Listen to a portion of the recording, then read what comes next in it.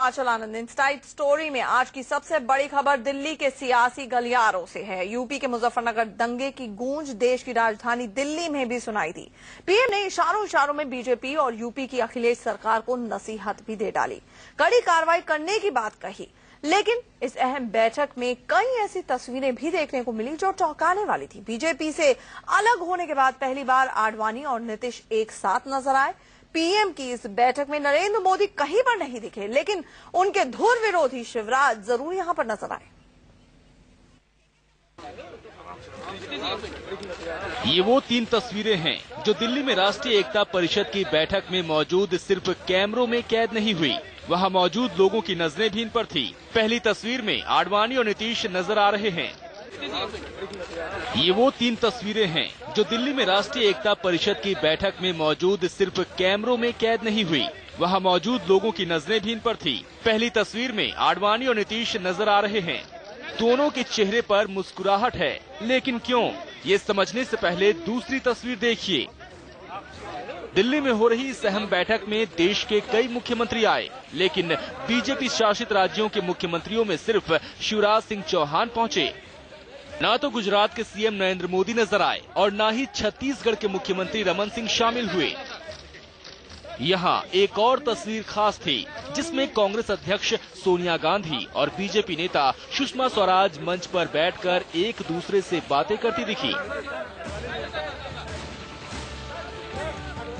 सबसे पहले देखिए, जब आडवाणी से नीतीश मिले तो क्या हुआ। विज्ञान भवन में राष्ट्रीय एकता परिषद की बैठक में लालकृष्ण आडवाणी अपनी जगह पर बैठे थे। तभी नीतीश कुमार उनके पास आए। आडवाणी नीतीश को देखकर खड़े हो गए और हाथ बढ़ा दिया। नीतीश पहले से ही हाथ जोड़े हुए थे। दोनों ने एक दूसरे का हाथ थामा तो मीडिया के कैमरों की फ्लैश चमकने लगी। आडवाणी ने नीतीश के कंधे पर हाथ रखकर धीरे से कुछ कहा और मुड़ गए। नीतीश भी मुस्कुराते हुए आगे बढ़ गए। एनडीए से अलग होने के बाद इन दोनों नेताओं की ये पहली मुलाकात है। ये मुलाकात और भी खास इसलिए है क्योंकि ऐसे वक्त में जब इस बैठक में मोदी नहीं आए। मोदी के धुर विरोधी नीतीश कुमार से आडवाणी की इस गर्मजोशी भरी मुलाकात पर सवाल उठना लाजमी है। क्या अगर दो नेता मिलते हैं, हाथ मिलाते हैं, प्रेम से मिलते हैं, तो इसमें आश्चर्यजनक बात क्या है। अगर मोदी जी होते और नीतीश जी होते आमने सामने तो वो भी ऐसे मिलते। दो इंसान मिलते हैं, इसको दूसरे नजरिए से नहीं देखा जाना चाहिए। दरअसल नीतीश कुमार को मोदी का बड़ा विरोधी माना जाता है।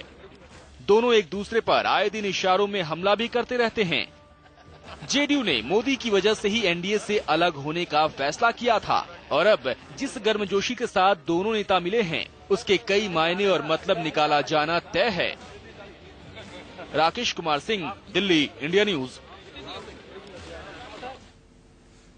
उधर मुजफ्फरनगर दंगे पर आज देश के प्रधानमंत्री का सख्त रुख भी नजर आया है। दिल्ली में राष्ट्रीय एकता परिषद की बैठक में प्रधानमंत्री डॉक्टर मनमोहन सिंह ने दो टूक कहा कि दंगे को पीछे चाहे कोई भी हो, कड़ी कार्रवाई जरूर होनी चाहिए। निशाना इशारों में अखिलेश सरकार पर भी था, लेकिन सोशल मीडिया के बहाने पीएम ने बीजेपी को भी टारगेट किया। I now request the Prime Minister of India, Dr. Manmohan Singh ji, to present the inaugural address. देश के प्रधानमंत्री दिल्ली में राष्ट्रीय एकता परिषद की बैठक में बोलने आए तो उनका अंदाज और तेवर बदले हुए थे। पीएम ने हिंदी में अपनी बात कही, सीधे मुजफ्फरनगर दंगे का मुद्दा उठाया और बिना नाम लिए बीजेपी को नसीहत दी। कहा, ऐसे मामलों पर सियासत से बाज आएं। मैं सभी राजनीतिक दलों और मीडिया से आज ये अपील करना चाहूंगा कि वो न तो सांप्रदायिक वाकयात को राजनीतिक रंग दे और न ही उनसे राजनीतिक फायदा उठाने की कोशिश करें। मनमोहन सिंह ने सोशल मीडिया का भी जिक्र किया। कहा, सोशल मीडिया की आजादी जरूरी है, लेकिन उसका गलत इस्तेमाल नहीं होना चाहिए। मैं यहाँ सोशल मीडिया का जिक्र करना चाहूंगा। हाल की सांप्रदायिक हिंसा के कुछ मामलों के पीछे कुछ ऐसे नकली वीडियोस का सर्कुलेशन सामने आया है जिनसे लोगों में दूसरे संप्रदाय के लिए नफरत पैदा हो। प्रधानमंत्री के निशाने पर यूपी की अखिलेश सरकार भी थी। कहा, राज्य सरकार को कड़े कदम उठाना चाहिए, लापरवाही बर्दाश्त नहीं की जाएगी। दंगा करने और भड़काने वालों के खिलाफ कार्रवाई करने में सरकार की पूरी ताकत का इस्तेमाल होना चाहिए, चाहे वो कितनी भी शक्तिशाली हो या किसी भी राजनीतिक दल से संबंध रखती हो।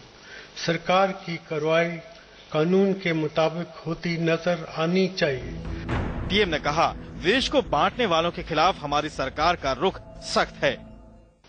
ऐसा लगता है कि राष्ट्र विरोधी ताकतें विभिन्न संप्रदायों के बीच छोटे छोटे मतभेदों को बढ़ाकर उनका फायदा उठाने में कभी कभी कामयाब हो जाती हैं। ये ताकतें हमारी लोकतांत्रिक व्यवस्था के लिए एक बड़ी चुनौती है।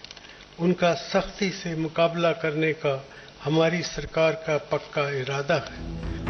राष्ट्रीय एकता परिषद की बैठक का एजेंडा करीब करीब पहले से तय था। माना जा रहा था कि इस बैठक का फोकस मुजफ्फरनगर दंगे पर होगा, क्योंकि इस अहम बैठक से पहले आईबी की एक रिपोर्ट आई है जिसमें ये कहा गया है कि पहली बार गांव में सांप्रदायिक तनाव फैला है और आतंकी ताकतें इसका फायदा उठा सकती हैं। Rakesh Kumar Singh, Delhi, India news.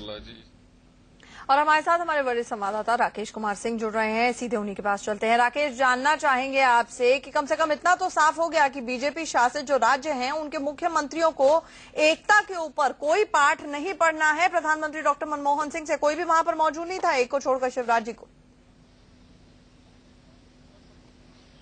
देखिए, साफ तौर पर आंचल, जिस तरह से आपने देखा कि मध्य प्रदेश के मुख्यमंत्री शिवराज सिंह चौहान छोड़कर कोई भी मुख्यमंत्री उपस्थित नहीं थे और वो भी शिवराज सिंह चौहान बाद में ही ये पहुंचे यहाँ पर, तो ये साफ झलकाता है कि जो राष्ट्रीय एकता परिषद की जो लक्ष्य है वो किस तरह से इस पूरी तौर पर सफल हो पाएगा, इसको लेकर कई सवाल खड़े हो रहे हैं। जरूर जहां तक सभी मुख्यमंत्रियों की बात की जाए आंचल, तो जो सोशल मीडिया की भूमिका को लेकर कई सवाल खड़े किए गए, लेकिन सबसे खास बात है कि प्रधानमंत्री भी इस को लेकर जिस तरह से गलत इस्तेमाल हो रहा है सोशल मीडिया का, उसको लेकर सवाल जरूर खड़े किए। लेकिन 9.5 साल से ज्यादा समय हो चुके हैं यूपीए सरकार के, लेकिन कार्रवाई किसे करनी है ये सबसे बड़ा सवाल है। यूपीए सरकार को करनी है, लेकिन आप इसकी तोहमत किसी और पर नहीं फोड़ सकते। ये सवाल है जिसे प्रधानमंत्री डॉक्टर मनमोहन सिंह को देना होगा। और किसी में एकता हो या ना हो, लेकिन नीतीश और आडवाणी साहब आज बड़ी भाईचारगी से मिले वहां पर। देखिए, साफ तौर पे जिस तरह से बिहार में जेडीयू और बीजेपी का गठबंधन वहां टूटा और एनडीए से जेडीयू अलग हुई, उसके बाद मुलाकात यहां पर लालकृष्ण आडवाणी की नीतीश कुमार से होती है और बड़े गर्मजोशी से दोनों मिलते हैं और दोनों के चेहरे काफी खिले। एक साथ जब उनकी मुलाकात हुई तो साफ तौर पर समझ सकता है कि लालकृष्ण आडवाणी और नीतीश कुमार के संबंध अभी काफी मधुर हैं, बिल्कुल मजबूत हैं। और वो शोले फिल्म का डायलॉग है कि बहुत याराना लगता है। हमारे साथ जुड़ने के लिए राकेश आपका बहुत बहुत शुक्रिया। रुक कर